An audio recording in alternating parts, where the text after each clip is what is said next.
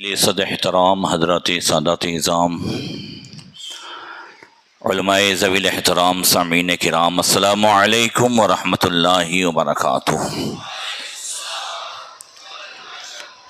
الحمد للہ وکفا والصلاة والسلام علی محمد المصطفیٰ وعلی آلہ واصحابہ الذین سعیدوا فی معارج الحق والہدی وخلفائے ساداتنا ابی بکر صدیق الاکبر وعمر الفاروق الاعظم وعثمان ذی النورین واسد اللہ الغالب علی المرتضی وابنہ الامام حسن المجتبی وصبتہ الامام حسین الشہید دافع الکرب والبلاء وامہما سیدۃ النساء فاطمۃ الزہراء وابنہ عبد القادر سیدنا غوث الورا وسراج امتی ابی حنیفۃ امام ائمۃ الہدی و امام اہل سنتہ مجدد الاعظم لدینہ و شریعتہ سیدنا احمد رضا وابن الشیخ المفتی الاعظم مصطفیٰ رضا وابنہ سیدی و سندی و ذخری الشیخ المفتی اختر رضا و جمیع اہل سنتی و جماعتی دائما ابدا ابدا، اما بعد فاعوذ باللہ من الشیطان الرجیم، بسم اللہ الرحمن الرحیم۔ الف لام میم احسب الناس ان یترکوا ان یقولوا آمنا وهم لا یفتنون، صدق اللہ مولانا العظیم۔ درود شریف پڑھیں، اللہم صلی علی سیدنا مولانا محمد معدن الجود والکرم وآلہ وصحبہ بارک وسلم۔ آتی کی اس سرزمین پر اور اس مسجد میں سید الشہداء نواس مصطفیٰ لخت جگر شیر خدا نور نظر فاطمہ زہرا حضرت امام حسین اور آپ کے تمام ساتھیوں کی بارگاہ میں خراج عقیدت پیش کرنے کے لیے جمع ہوئے ہیں۔ اللہ تعالیٰ اپنے حبیب صلی اللہ تعالیٰ علیہ وسلم کے صدقے میں ہماری اس محفل کو قبول فرمائیں، اس محفل کو دنیا و آخرت میں ہم سب کے لیے ذریعہ نجات بنائیں۔ مولا کریم فیضان شہدائے کرب و بلا سے ہم سب کو مالا مال فرمائیں اور ان کے بتائے ہوئے چلے ہوئے راستے پر چل کر زندگی گزارنے کی توفیق عطا فرمائیں۔ ماشاءاللہ سادات کرام موجود ہیں، اللہ ان کی موجودگی کی برکتوں سے ہم سب کو مالا مال فرمائیں۔ اللہ تبارک و تعالیٰ نے ہم پر کرم فرمایا کہ ہمیں ایمان کی دولت سے نوازا، اور اللہ جسے ایمان عطا فرماتا ہے تو رب فرماتا ہے کہ ہم جسے ایمان دیتے ہیں تو اسے آزماتے ہیں۔ ویسے تو ہر نعمت کے بعد آزمایا جاتا ہے، اور سب سے بڑی نعمت ایمان ہے۔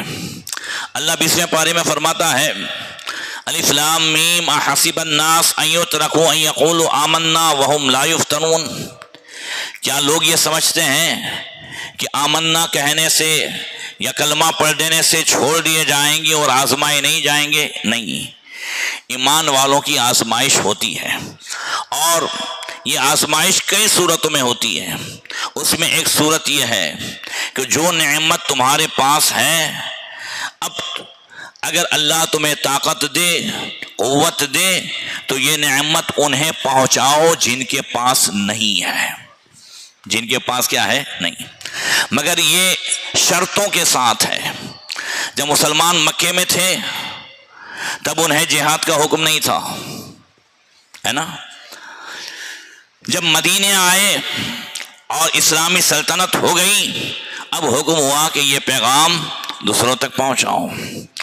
بنی اسرائیل جب مصر میں تھے، فرعونیوں کے ظلم و ستم کا ایک جو ہے ڈھانچہ بنے ہوئے تھے، تب انہیں حکم نہیں تھا جہاد کا، مگر جب فرعونی ڈبو دیے گئے، اب مصر میں ایک حکومت قائم ہو گئی، اب طاقت و قوت ہوئی، اب حکم ہوا کہ یہاں تمہیں سلطنت مل گئی ہے، اب تم بیت المقدس میں جہاں قوم عمالقہ آباد ہے، موسیٰ علیہ السلام کہتے ہیں اب وہاں جو ہے پہنچ کر کے وہ زمین ان سے پاک کر دی جائے اور وہاں ایمان والوں کو آباد کیا جائے۔ تو کیا کہا تھا موسیٰ علیہ السلام نے؟ 6 پارے میں ہے، یا قوم ادخلوا الارض المقدسۃ التي كتب اللہ لکم ولا ترتدوا علی ادبارکم فتنقلبوا خاسرین، اے میری قوم اس مقدس سرزمین میں داخل ہو جاؤ جو اللہ نے تمہارے لیے مقرر فرمائی ہے، اور پیچھے مت پلٹنا ورنہ نقصان میں آ جاؤ گے۔ 6 لاکھ کا لشکر لے کے نکلے تھے موسیٰ علیہ السلام۔ کتنے کا؟ 6 لاکھ کا۔ اور 12 سرداروں کو وہاں بھیجا تھا کہ جا کر کے قوم عمالقہ میں دیکھ لو، ان کی حالات دیکھ لو، ان کی جنگی طاقت و قوت کو دیکھ لو، مگر موسیٰ علیہ السلام نے کہا تھا آ کے قوم میں مت بتانا، مجھے بتانا۔ اب 12 میں حضرت یوشع بن نون علیہ السلام بھی تھے، حضرت کالب بن یقنع علیہ السلام بھی تھے، اور 10 دوسرے سردار تھے۔ ان 10 نے لشکر میں وہ افواہ پھیلائی، ارے وہ قوم وہاں جہاد کرنا تو بہت دور کی بات ہے، پھونک مارے تو اپنے اڑ جائیں، ایسی طاقت، ایسی قوت۔ اتنا بڑا چڑھا کر کے بیان کیا، اتنا بڑا چڑھا کر کے بیان کیا کہ یہ قوم موسیٰ علیہ السلام سے کہنے لگی یا موسیٰ ان فیہا قوما جبارین وَإِنَّا لَن نَدْخُلَهَا حَتَّى يَخْرُجُوا مِنْهَا فَإِن يَخْرُجُوا مِنْهَا فَإِنَّا دَاخِلُونَ۔ اے موسیٰ وہاں تو بہت سخت قوم ہے، بڑی جنگجو اور طاقتور قوم ہے، ہم نہیں جائیں گے۔ جب وہ وہاں سے نکل جائیں گے تو ہم جائیں گے، کیا نیاز کھانے جائیں گے؟ جب ہم نکال دیں گے، وہ نکل جائیں گے تو پھر کیوں جائیں گے؟ قال رجلان من الذين يخافون انعم الله عليهم علم ادخلوا عليهم الباب فاذا دخلتم فانكم غالبون وعلى الله فتوكلوا ان كنتم مؤمنين۔ یہ جو 2 ساتھ میں نبی تھے، حضرت یوشع بن حضرت کالب، انہوں نے کہا قوم ڈرو مت، تم نے جیسا سنا ایسا نہیں ہے، ہم بھی جا کے دیکھیں، بس تمہارا کام ہے جانا، پروردگار کا کام ہے فتح دینا۔ زور سے کہہ دو۔ صحابہ اپنی طاقت کے بل بوتے پر نہیں جاتے تھے، ایمان کی قوت کے بل بوتے پر جاتے تھے۔ کہ بس علمت خلو الباب، تم دروازے میں داخل تو ہو جاؤ اور پھر اللہ پر بھروسہ کرو اگر تم مومن ہو۔ کہنے لگے یا موسیٰ انا لن ندخلها ابدا ما داموا فيها فاذهب انت وربك فقاتلا اننا هنا قاعدون۔ کہنے لگے اے موسیٰ ہم کبھی بھی نہیں جائیں گے، جب تک وہ ہیں وہاں پر ہم نہیں جائیں گے، اور بہت جہاد کرنا ہے موسیٰ، اذهب انت وربك، تم نے تمہارا رب جا کر کے لڑو، ہم تو یہاں بیٹھے ہیں۔ یہ ہے بنی اسرائیل۔ یہ کیا ہے؟ اب آئیے صحابہ، اب آئیے اہل بیت، اسلام جن کی قربانیوں سے پھیلا ہے، ذرا انہیں بھی دیکھ لیں۔ بدر میں اللہ کے نبی صلی اللہ تعالی علیہ وسلم جب نکلے، سب کو معلوم ہے جہاد کی غرض سے نہیں نکلے تھے، جنگ کی تیاریوں سے نہیں نکلے تھے، ایک قافلے کی گرفتاری کے لیے نکلے تھے۔ قافلہ دوسری طرف سے چلا گیا، ادھر کفار مکہ 1000 کا لشکر لے کر کے آ گئے، آمنا سامنا ہوا۔ اللہ کے نبی نے میٹنگ بلائی، مشورہ کیا کیا کرنا ہے۔ سیدنا صدیق اکبر نے عرض کی یا رسول اللہ جو آپ حکم دیں گے ہم وہ کریں گے، جو آپ فرماتے ہیں ہم جائیں گے۔ حضرت مقداد بن اسود کھڑے ہوئے، انہوں نے کہا یا رسول اللہ امضی لما اراک اللہ ونحن معک۔ یا رسول اللہ آپ کو اللہ نے جہاں کا حکم دیا ہے آپ چلیں، ہم آپ کے ساتھ ہیں۔ واللہ ما نقول کما قال بنو اسرائیل اذهب انت وربک فقاتلا انا هنا قاعدون ولکننا نقول مر انت وربک فقاتلا انا معكم قاتلون۔ کہا یا رسول اللہ ہم وہ نہیں کہیں گے آپ سے جو بنی اسرائیل نے موسیٰ علیہ السلام سے کہا ہے، ہم تو یہ کہتے ہیں آپ اور آپ کا رب حکم دیں، آپ جو حکم دیں گے ہم اپنی جانوں کو وہاں قربان کر دیں گے۔ اعلیٰ حضرت فرماتے ہیں جانو دل تیرے قدم پروارے، کیا نصیبیں ہیں تیرے یاروں کے، صدق و عدل و کرم و ہمت میں 400 شوہرے ہیں ان چاروں کے۔ صحابہ کرام کا بھی جذبہ دیکھو اور امام حسین کے ساتھیوں کا بھی جذبہ دیکھو۔ بولو کربلا کے میدان میں عاشورے کی رات امام حسین نے بھی میٹنگ کی تھی کہ نہیں کی تھی؟ کیا فرمایا تھا ساتھیوں سے؟ کہا میں اپنے ساتھیوں اور اپنے اہل بیت سے زیادہ کسی کو وفادار نہیں پاتا، یہ لوگ میرے خون کے پیاسے ہیں، اگر صبح مجھے دیکھیں گے تو تم لوگوں کے راستے میں نہیں آئیں گے، میرے اپنے اہل بیت میں سے ایک ایک کا ہاتھ پکڑو اور الگ الگ راستے چلے جاؤ، میں تم سب سے خوش ہوں، اور اگر تمہیں شرم آتی ہے تو چراغ بجھا دیا اور کہا جاؤ، آنکھوں کی بھی شرم ہوتی ہے نا، جاؤ، تم بہت وفادار ہو، میں اس کا اقرار کرتا ہوں۔ حضرت امام مسلم کے بھائیوں نے تو وفاداری کی تقریر کی ہی، اور ساتھ میں وہ جو صحابہ بھی تھے، مسلم بن اوسدہ اسدی، وہ کہتے ہیں اے امام ہم چلے جائیں آپ کے ساتھ، آپ کو چھوڑ کر کے ہم چلے جائیں تو کل اللہ تبارک و تعالیٰ کو اہل بیت کے حق کے حوالے سے کیا جواب دیں گے اگر اللہ تعالیٰ پوچھے گا؟ سنو ایک حدیث، امام حسن مجتبی رضی اللہ تعالیٰ عنہ کہتے ہیں آقا کریم نے فرمایا الزموا مودتنا اہل البیت، ہماری اہل بیت کی محبت کو لازم پکڑ لو۔ کیا فرمایا؟ اہل بیت کی محبت کو لازم پکڑ لو۔ من لقی اللہ وہو یودنا دخل الجنت بشفاعتنا، آقا فرماتے ہیں کہ جو اللہ سے ملاقات کرے اس حال میں کہ وہ اہل بیت سے محبت کرتا تھا تو ہماری شفاعت سے جنت میں داخل ہو جائے گا۔ والذی نفسی بیدی لا ينفع احد عملہ، قسم اس ذات کی جس کے قبضے قدرت میں آقا فرماتے میری جان ہے، لا ينفع احد عمل الا بمعرفت حقنا، کسی کو اس کا عمل کام نہیں آئے گا مگر اہل بیت کا جو حق ہے وہ جانتا ہو۔ اگر اہل بیت کا بغض ہے، صحابہ کا بغض ہے تو نماز کام نہیں آئے گی، اگر صحابہ و اہل بیت کی دشمنی ہے تو روزہ کام نہیں آئے گا، زکوٰۃ و خیرات کام نہیں آئے گی۔ کہا جو بھی جو ہے اگر عمل کرتا ہے اور ہماری محبت ہے تو یہ محبت کی وجہ سے اس کا عمل کام آئے گا۔ اور بھی یاد رکھیں اہل بیت سے بھی محبت حضور کی وجہ سے ہے، زور سے کہہ دو۔ کیا فرمایا اللہ کے نبی نے؟ احب اللہ لما یغزکم من نعمی، اللہ سے محبت کرو کہ اللہ تبارک و تعالی نے تم پر نعمتوں کی بارش فرمائی ہے۔ وَأَحِبُّونِي لِحُبِّ اللَّهِ، اور مجھ سے محبت کرو اللہ کی محبت کی وجہ سے۔ وَأَحِبُّ أَهْلَ بَيْتِي لِحُبِّي، اور میری محبت کی وجہ سے میرے اہل بیت سے بھی محبت کرو۔ اہل بیت سے محبت بھی زور سے بولو حضور کی وجہ سے، اور صحابہ سے محبت تو فرمایا اللہ اللہ فی اصحابی لا تسبوا اصحابی، میں تمہیں میرے صحابہ کے بارے میں اللہ کا خوف دلاتا ہوں، میرے صحابہ میں سے کسی کو گالی مت دینا۔ فمن احبہم فبحبی احبہم، جو ان سے محبت کرے گا تو میری محبت کی وجہ سے محبت کرے گا۔ ہم وہ خوش نصیب ہے کہ ہمارے ایک ہاتھ میں صحابہ کا بھی دامن ہے، اہل بیت کا بھی دامن ہے۔ فرماتے ہیں اعلیٰ حضرت اہل سنت کا ہے بیڑا پار اصحاب حضور، نجم ہے اور ناؤ ہے عطرت رسول اللہ کی۔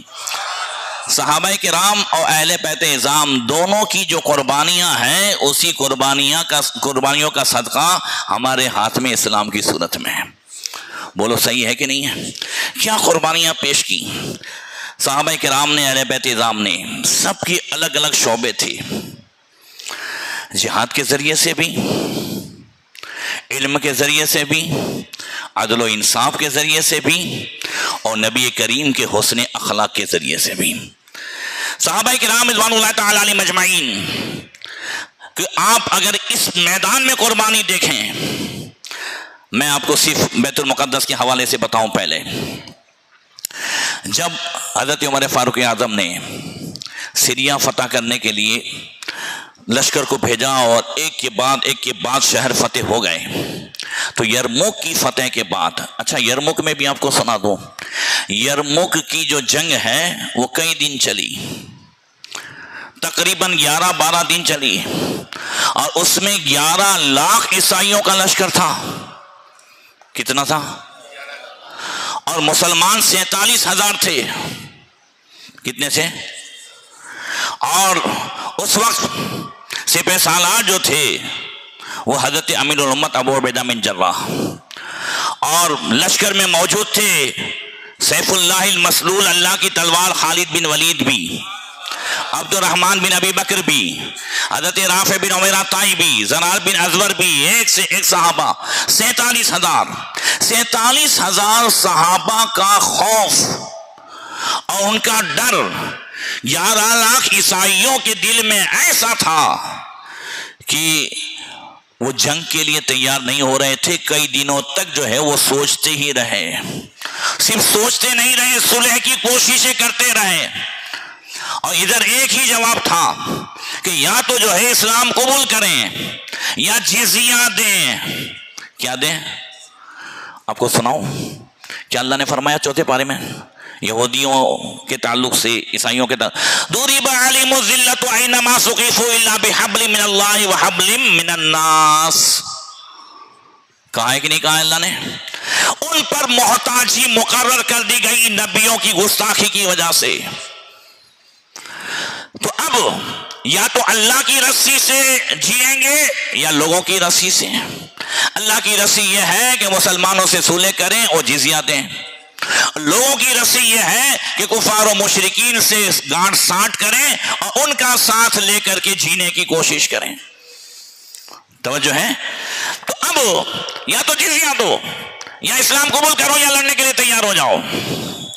دوسرے دن ان لوگوں نے سوچا کہ مسلمان عرب ہیں, ہمارے لشکر میں بھی 60,000 عرب عیسائی تھے, عیسائی عرب. بولے لوہا لوہے کو کاٹے, تو کیوں نہ عرب عیسائی کو اتار دیں جنگ میں, یہ دونوں لڑکے ختم ہو جائیں گے, ہم لوگ بچ جائیں گے روم کے لوگ. تو جبلہ ابن ہم غسانی کو 60,000 کا لشکر دے کر کے اتارا. ادھر جب یہ 60,000 کا لشکر میدان میں آیا تو حضرت امیر امت ابو عبیدہ بن جراح نے کہا خالد بن ولید سے کیا کرنا ہے؟ تو آپ کھڑے ہو کے چلنے لگے. کہا خالد کہاں جا رہے ہو؟ کہا ان سے لڑنے کے لیے. کہا اکیلے؟ بولے کافی ہوں. بولے بیٹے مجھے بھی یقین ہے کہ تم کافی ہو, کہیں نفس میں غرور نہ آ جائیں, اپنے ساتھ کچھ کو تو لے کر کے چلو. کہا آپ کہتے ہیں تو چلو 30 کو لے لیتے ہیں. کہا 30 جو ہے یہ بھی بہت کم ہے, کم سے کم 60 کو لے کے جاؤ. 60 جو ہے اپنے ساتھ صحابہ کو لے کر کے جب حضرت خالد بن ولید چلے 60,000 کے مقابلے میں, کس کے مقابلے میں؟ 60,000 کے مقابلے میں 60 کو آتا ہوا دیکھ کر جبلہ ابن غسانی ڈینگے مارتا ہے, کہتا ہے دیکھا اتنے دنوں سے صلح کے لیے تیار نہیں ہو رہے تھے, اب مجھے میدان میں دیکھا ہے تو یہ دیکھو صلح کے لیے آ رہے ہیں. یہ تو سوچ ہی نہیں سکتا تھا کہ 60 آدمی لڑنے کے لیے آ رہے ہیں, وہ یہ سمادھان کے لیے آ رہے ہیں. جب حضرت خالد نے سب بنائی تو وہ کہتا ہے بھائی بات تو شروع کرو, کیا بات کرنی ہے؟ بولے بات کرنے تھوڑی آئے ہیں. بولے اس طرح کوئی آتا ہے؟ بولے اب باتوں کا ٹائم چلا گیا. بولے 60 آدمی 60. بولے تم لڑنے سے کام رکھ. تاریخ گواہ ہے کہ 60,000 کے مقابلے میں 60 آدمی. صبح سے لڑائی شروع ہوئی, شام کو 5,000 عیسائی میدان میں مردہ پڑے تھے اور 55,000 بھاگ رہے تھے. صرف 10 صحابہ شہید ہوئے تھے اور بقیہ ان کے پیچھے انہیں پکڑنے کے لیے بھاگ رہے تھے. اللہ نے 60,000 کے مقابلے میں بھی 60 صحابہ کو فتح عطا فرمائی ہے. خدا انہیں کس پیار سے دیکھتا ہے جو آنکھیں ہیں محو لقائے محمد. یرموک کے بعد جب جو ہے بیت المقدس کی طرف روانہ ہونے کے لیے حکم آیا تو حضرت امیر امت نے 5,000 بھیجا, پھر 5,000 لشکر برابر جو ہے اس کا محاصرہ ہوا بیت المقدس کا. 1 مہینہ 2 مہینہ 3 مہینہ. بیت المقدس ہمارے لیے بھی مقدس, عیسائیوں کے لیے بھی مقدس اور یہودیوں کے لیے بھی مقدس. لہذا انہوں نے جان توڑ کی جو ہے کوشش کر لی کہ کسی بھی صورت میں ہم مسلمانوں کو یہ حوالے کریں گے نہیں. 4.5 مہینے تک مسلمان وہاں پر گھرے رہے اور پورے جو ہے قلعے کو گھیرا رکھا. وہ بھی اندر سے پریشان تھے, بار بار بڑے پادری کے پاس جاتے تھے تو بڑا پادری کہتا تھا مسلمان قیامت تک اس قلعے کو گھیرے رکھیں, جیت نہیں سکتے, اندر نہیں آ سکتے جب تک کہ محمد صلی اللہ تعالی علیہ وسلم کا وہ صحابی جو درویش ہے, وہ صحابی جو درویش ہیں وہ آ جائے, یا وہ اگر ان میں موجود ہیں تو ہم تم سے کہتے ہیں کہ لڑنے کی ضرورت نہیں ہے, دروازہ کھول دو. اگر وہ موجود ہوگا اور پھر تم لڑو گے تو چاہے پوری جو ہے دنیا کی عیسائی آ جائیں تو ہم کامیاب نہیں ہوں گے. تو کہا چلو اب تم معلومات کرو کون ہے, تم نے کتابوں میں ان کا تذکرہ پڑھا ہے.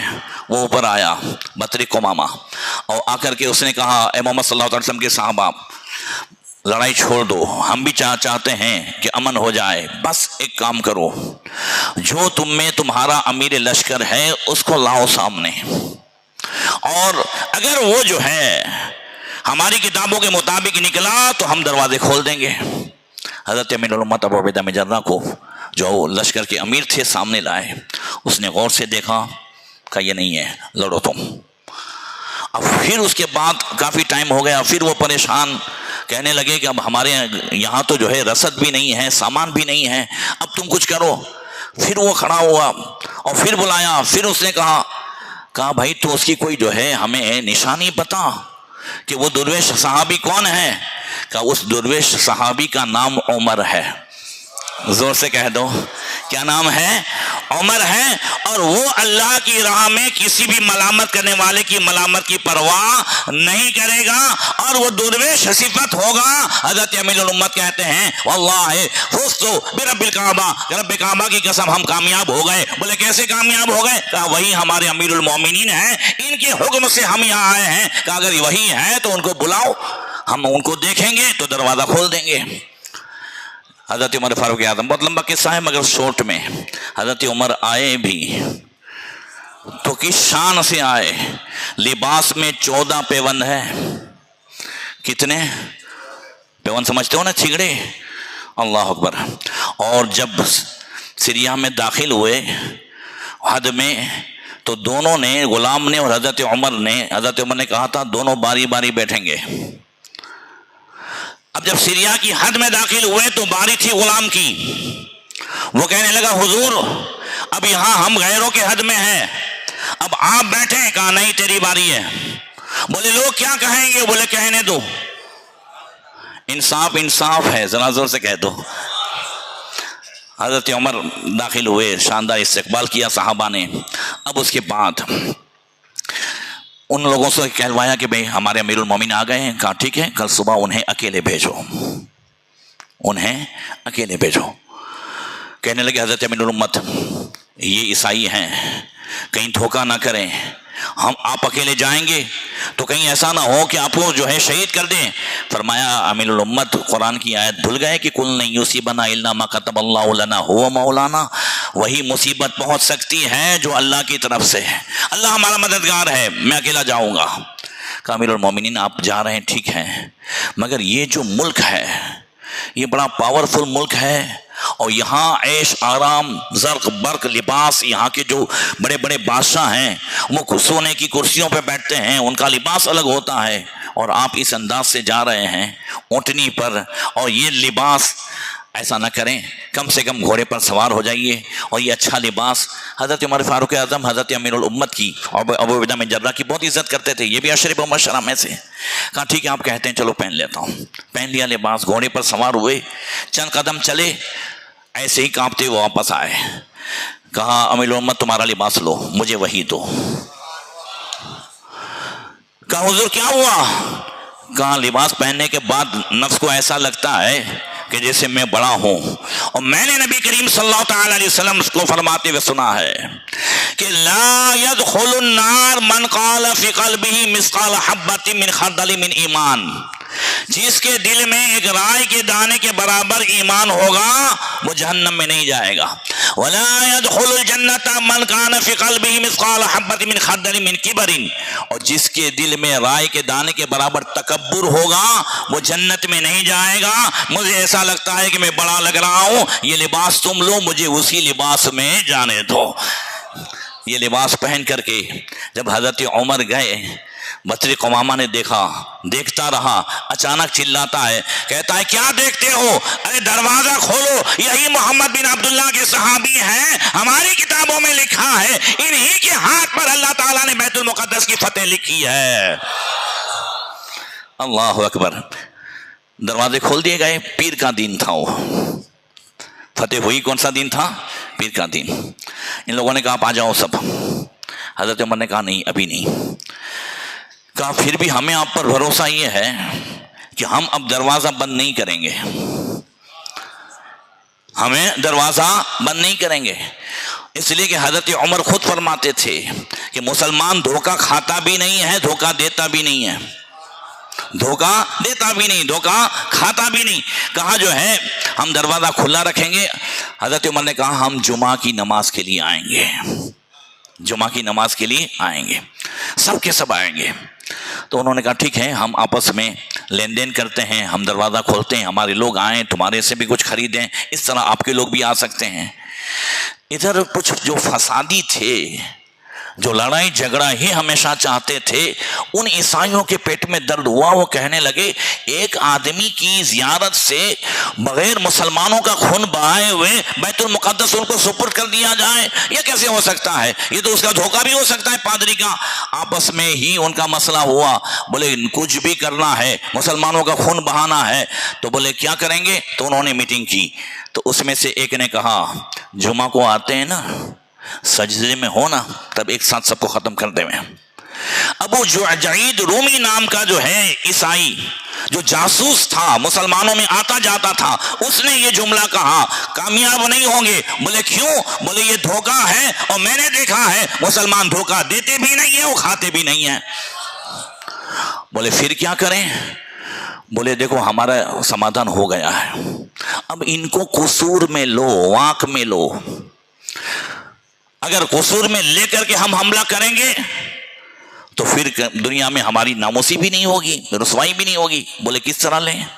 کہ جب جمعہ کو آتے ہیں تو یہ اتنے دنوں سے باہر ہیں، ہزاروں اس میں نوجوان ہیں، پورے بازار کو سجا دو ہیرے چاندی جواہرات سے، ریشمی کپڑوں سے، اور ایک بھی سپاہی نہ ہو، پورے بازار میں لڑکیاں ہوں، اور وہ بھی آدھے کپڑے پہنے ہوئے، نیم عوریاں لڑکیاں آدھے آدھے کپڑے پہنے ہوئے، اور سب کو وہاں پہ سجا دو، کھڑی کر دو خوبصورت لڑکیوں کو۔ یہ جوان ہے، ان میں سے کوئی بھی اگر ہاتھ بڑھائے گا، ان میں سے کوئی بھی اگر ہاتھ بڑھائے گا تو ہم فوراً جو ہے وہ حملہ کر دیں گے، کہیں گے کہ وہ صلح ہوئی تھی، انہوں نے صلح توڑ دی۔ بولے یہ بات صحیح ہے۔ یہ بات کیا ہے؟ یہی بات تو بلعم بن باورا نے بتائی تھی نا موسیٰ علیہ السلام کے لشکر میں، اور پھر وہ لوگ مبتلا ہو گئے تھے، مگر وہ تھے یہ یہاں بھی انہیں مبتلا کرنے کے لیے بازار سجایا گیا، لڑکیاں جو ہے رکھی گئی، مگر جمعہ کے دن صبح جیسے حضرت عمر فاروق اعظم دروازے پر آئے، پورا منظر دیکھا، پیچھے موڑے، کہا مسلمانوں ایمان کا امتحان ہے، اب آؤ قرآن پہ عمل کرو۔ اللہ فرماتا ہے قُلْ لِلْمُؤْمِنِينَ يَغُضُّوا مِنْ أَبْصَارِهِمْ وَيَحْفَظُوا فُرُوجَهُمْ، محبوب فرما دو مومنوں سے اپنی نگاہیں نیچی رکھو اور شرمگاہ کی حفاظت کرو۔ اے مسلمانوں نگاہوں کو نیچی کر لو اور ادھر ادھر کوئی نہ دیکھے۔ سارے مسلمان 47,000 مسلمان جا رہے ہیں اور جا رہے ہیں، ادھر جو ہے سونا ہے، چاندی ہے، ریشم ہے، اور خوبصورت لڑکیاں ہیں، حسین و جمیل لڑکیاں ہیں، مسلمان کسی کو نہیں دیکھ رہے ہیں۔ 47,000 مسلمان بیت المقدس پہنچ گئے، کسی حسن و جمال کو نہیں دیکھا۔ ارے کیوں دیکھے؟ جس نے مصطفیٰ کے تلوے کو دیکھا ہے وہ دنیا کے حسن و جمال کو کیوں دیکھے؟ تیرے قدموں میں جو ہے غیر کاموں کیا دیکھے؟ کون نظروں میں رچے دیکھ کے تلوا تیرا۔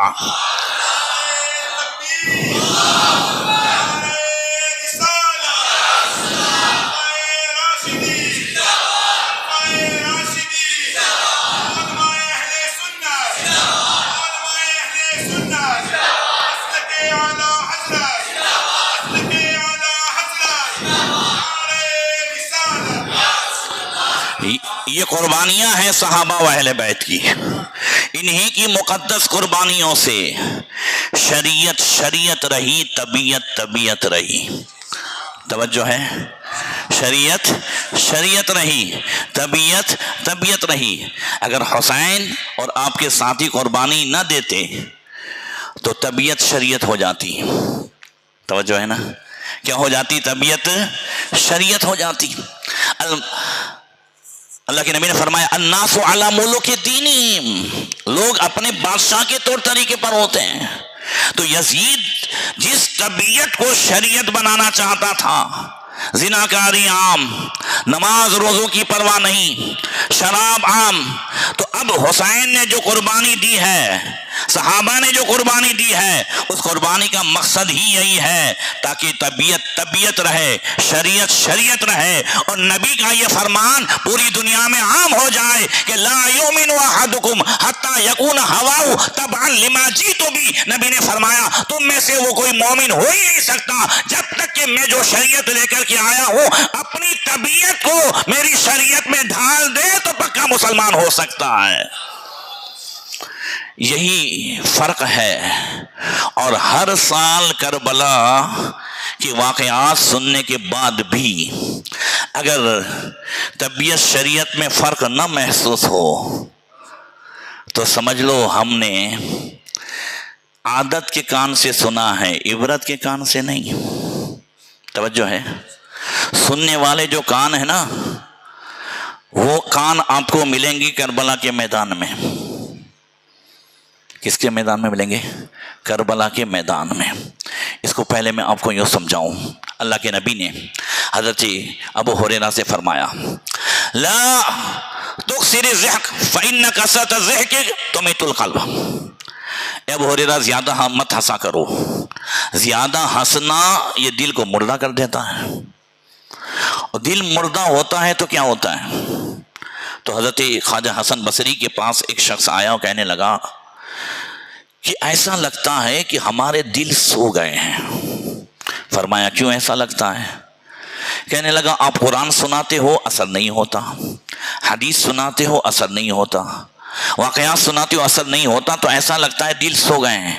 فرمایا جب تمہارے دل کی یہ کیفیت ہو کہ قرآن اثر نہ کرے، حدیث اثر نہ کرے، تو اس وہم میں مبتلا مت ہونا کہ دل سو گئے ہیں، یقین کر لینا کہ دل مر گئے ہیں۔ سوئے ہوئے کو جگایا جا سکتا ہے، مرے ہوئے کو جگایا نہیں جا سکتا۔ صحیح ہے؟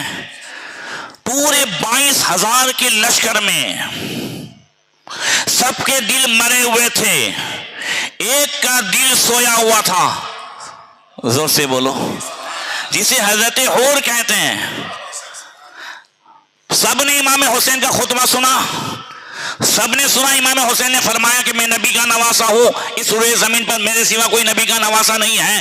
وہ پورا خطبہ سن کر کے سارے کے سارے مردے ایسے پڑے رہے، کسی میں حرکت نہیں ہوئی، مگر حضرت حور کانپنے لگے۔ ساتھی نے کہا ارے یہ کیا کر رہے ہو؟ کیا جو ہے 1000 لشکر کے برابر تم اکیلے سمجھے جا رہے تھے؟ یہ تو سو بھی نہیں ہے، ڈر رہے ہو؟ کہا ڈر نہیں رہا ہوں، سوچ رہا ہوں ایک طرف جو ہے جہنم ہے، دوسری طرف جنت ہے، اور اگر اللہ تعالیٰ جو ہے توفیق دے تو جہنم سے نکل کر جنت میں جانا چاہیے۔ یہ نعرہ حور کا تھا جس وقت وہ فوج شام سے نکلا کہ دیکھو یوں نکلتے ہیں جہنم سے خدا والے، ہزاروں میں 72 تھے تسلیم و رضا والے، حقیقت میں خدا ان کا تھا اور وہ تھے خدا والے۔ حسین ابن علی کی کیا مدد کر سکتا تھا کوئی؟ وہ خود مشکل کشا تھے اور تھے مشکل کشا والے۔ یہاں ایک نقطہ بتاؤں، حضرت حور کے یہاں آنے سے، اس لشکر میں آنے سے کیا امام حسین کا کوئی بڑا فائدہ ہو جاتا؟ نہیں نا۔ مگر آپ کی آتی کا اگر کوئی صدر یا امام اگر کہیں جائے اپنی قوم کا صدر، تو قوم کے سدسیوں کو دیکھ کر پہچان لیتا ہے کہ یہ میرا ہے۔ صحیح ہے؟ حسین جنتی جوانوں کے سردار ہیں۔ انہوں نے دیکھا کہ 22,000 جہنمیوں میں ایک جنتی بھی کھڑا ہے، تو کیوں نہ گفتگو کر دی جائے تو یہ سویا ہوا دل جاگ جائے اور جہنم سے نکل کر کے جنت کا حقدار ہو جائے۔ ایک نقطہ اور بتاؤں، 22,000 یزیدی ہی تو تھے، ہاں یا زور سے بولو، یزیدی ہی تو تھے نا کہ اور کوئی تھا؟ یزیدی تھے۔ اس میں حضرت حور بھی مدینے سے آئے تھے کہ کوفہ سے آئے تھے؟ جو یہ سب کام کرنے کے لیے آئے تھے وہی کام کرنے تو حضرت حور بھی آئے تھے، گرفتار کرنے۔ ان سب کا دل مرا اور حور کا دل سویا، ایسا کیوں؟ توجہ ہے؟ بات یہ ہے کہ جس دن حضرت حور آئے تو اس دن سب سے پہلے امام حسین نے ان کو، ان کے ساتھیوں کو پانی بھی پلایا، جانوروں کو بھی پانی پلایا، اور باتیں ہوئیں، اور پھر امام حسین نے پوچھا اور میرے ساتھ نماز پڑھو گے میرے پیچھے یا الگ جماعت کرو گے؟ تو انہوں نے کہا آپ ابن رسول ہیں، آپ امام ہیں، آپ کو چھوڑ کر کے ہم الگ جماعت کریں گے؟ ہم آپ کے پیچھے نماز پڑھیں گے۔ اسی ادب اہل بیت نے، اسی نواز رسول کے ادب نے حور کے دل کو مرنے نہیں دیا، سویا ہوا تھا دل، امام حسین کے خطبے نے جگا دیا اور جہنم سے نکال کر کے جنت کا حقدار بنا دیا۔ یاد رکھیں، صحابہ اور موسیٰ علیہ السلام کے صحابہ، حضور کے صحابہ، موسیٰ علیہ السلام کے صحابہ، دونوں میں فرق یہی ہے، وہاں ادب نہیں تھا، یہاں ادب ہے۔ زور سے بولو، بولو ادب ہے کہ نہیں ہے؟ تعظیم ہے کہ نہیں ہے؟ جو کچھ ملتا ہے وہ ادب سے ملتا ہے۔ صحابہ کرام رضوان اللہ تعالی علیہم اجمعین، حضرت خالد بن ولید ہر جنگ میں جیتتے تھے، جیتتے تھے کہ نہیں جیتتے تھے؟ فتح پاتے تھے، کس وجہ سے؟ تو انہوں نے جنگ کنسرین میں اس بات کو واضح کیا۔ جنگ کنسرین یہ سیریا ہی میں وہ قلعہ تھا کہ جس کے حاکم نے امیر الامت ابو عبیدہ بن جراح سے صلح کی۔ جب صلح کرنے آیا تھا تبھی خالد بن ولید یوں کرتے تھے، بولے آپ کو صلح پسند نہیں ہے؟ بولے پسند ہے مگر دھوکہ پسند نہیں ہے۔ امیر الامت سے کہا کہ یہ دھوکہ دے رہا ہے صلح کے نام پہ، یہ ٹائم مانگ رہا ہے، یہ لائے گا بلائے گا۔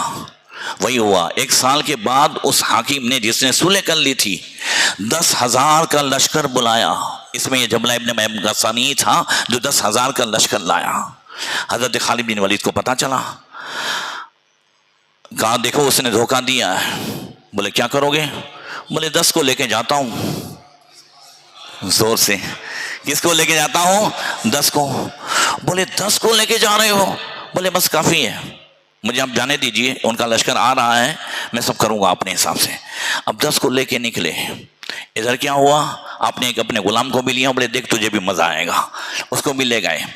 اب حضرت خالد بن ولید 10 دوسرے اور ایک غلام، ٹوٹل کتنے ہو گئے؟ 12۔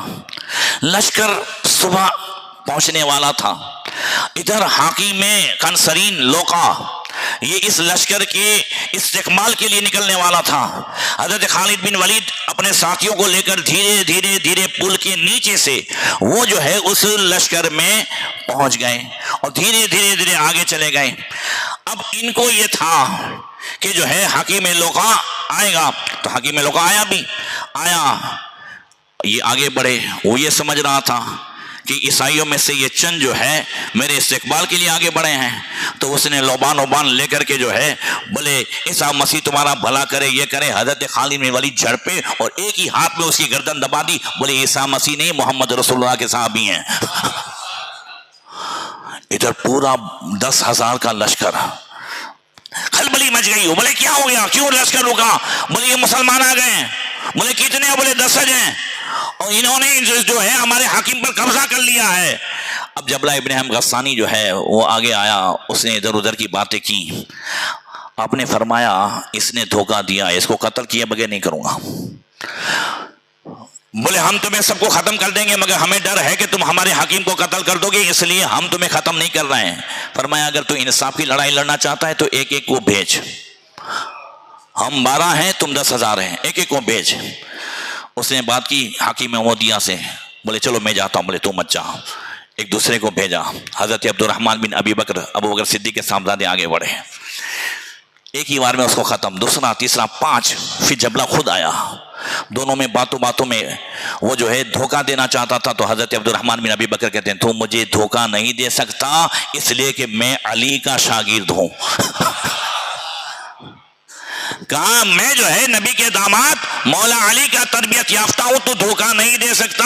اور پھر دونوں میں لڑائی ہوئی، اس نے حضرت عبد الرحمن بن ابی بکر پہ ایسا وار کیا کہ آپ کا شانہ جو ہے وہ زخمی ہو گیا، خون کا فوارہ نکلا۔ حضرت خالد کو جلال آیا، کہا تم نے ہمارے امیر المومنین کے صاحبزادے کو زخمی کیا ہے، اب ہم نہیں چھوڑیں گے، اب ہم تمہیں بھی جو ہے زخمی کریں گے، تمہیں بھی غمگین کریں گے۔ اور حاکم لوقا کنسرین کا جو ہے گلا کاٹ کے پھینک دیا۔ اب لڑائی شروع ہو گئی. کہتے ہیں 10,000 کے بیچ میں یہ 10، اس لیے کہ حضرت خالد بن ولید نے اپنے غلام سے کہا تم حضرت عبد الرحمن بن ابی بکر کو لے کر سائڈ میں ہو جاؤ. اب یہ 10 ہی لڑ رہے تھے کہ حضرت رافع بن عمیرہ طائی نے کہا خالد آج لگتا ہے کہ ہم گر گئے ہیں اور موت سامنے ہے. بولے مجھے بھی لگتا ہے، اس لیے کہ میں اپنی ٹوپی بھول گیا ہوں. بولے ٹوپی بھول گئے، کیا ہے اس ٹوپی میں؟ کہا اس ٹوپی میں رسول اللہ کے بال مبارک تھے، خالد اسی کی برکت سے ہمیشہ فتح پاتا تھا. مگر رسول اللہ صلی اللہ تعالی علیہ وسلم بھی دیکھو، ابھی یہ لشکر صبح جو ہے ملنے والا تھا، دوپہر میں لڑائی ہونے والی تھی، رات میں رسول اللہ صلی اللہ تعالی علیہ وسلم امیر الامت ابو عبیدہ بن جراح کے خیمے میں پہنچے ہیں. ذرا زور سے. حضرت امیر الامت دوپہر ہوئی تو کیا دیکھا خالد بن ولید نے؟ بالکل گھیرے میں آ گئے تھے، اب 10 شہید ہو جائیں گے کہ اچانک پورا لشکر آ رہا ہے. پورا لشکر آیا، ان سے پوچھا تم کو کس نے بتایا؟ امیر الامت کہتے ہیں رات کو سویا تھا، نبی آئے تشریف لائے، فرمایا یا ابن الجراح اتنام عن نصرت قوم الکرام فقد احاط به اللحام فالحق بخالد فإنا انشاءاللہ بكم لاحقین. کہا اے ابو عبیدہ بن جراح سو رہے ہو، عزت والی قوم خالد کی مدد کرو، کمینوں نے گھیر لیا ہے اور مجھے امید ہے کہ تم پہنچ جاؤ گے، چلو نکلو ابھی. حضرت امیر الامت لشکر لے کر کے نکلے تو دیکھا کہ آگے آگے ایک جو ہے گھوڑے سوار جا رہا ہے. کہا پکڑو اسے. جب اس گھوڑے سوار کے پیچھے پیچھے گئے، کہا ٹھہرو ٹھہرو ٹھہرو. جیسے آواز آئی تو اندر سے لیڈیز کی. بولی یہ کون ہے؟ کون یہاں؟ کہا ام تمیم خالد بن ولید کی زوجہ. کہا تم کیوں آگے آئی؟ کہا جب آپ نے کہا کہ خالد گر گئے ہیں تو میں نے سوچا ہو ہی نہیں سکتا کہ خالد گر جائیں. ان کے پاس تو رسول اللہ کی ٹوپی مبارک موجود ہے جس میں بال مبارک ہیں. جب میں نے خیمے میں دیکھا تو وہ ٹوپی وہاں پڑی ہوئی تھی، میں وہ دینے جا رہی ہوں. ذرا زور سے.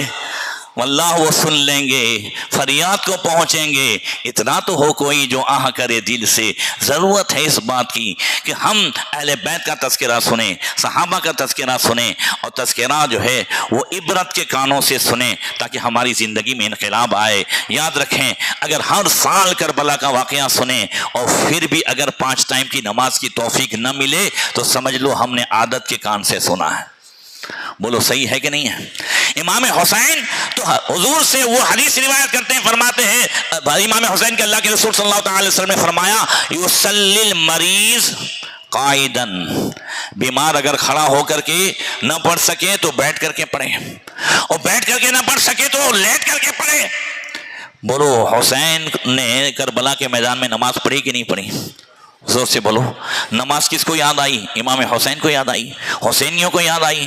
منہال ابن عمر کہتے ہیں میں پہنچا، منہال عمر پہنچے حضرت امام حسین کے پاس، کہنے لگے میرا جو ہے وقت آ گیا ہے، اب میری باری ہے جانے کی، ظہر کی نماز کا ٹائم بھی ہو رہا ہے، چاہتا ہوں کہ ظہر پڑھ کر کے جاؤں.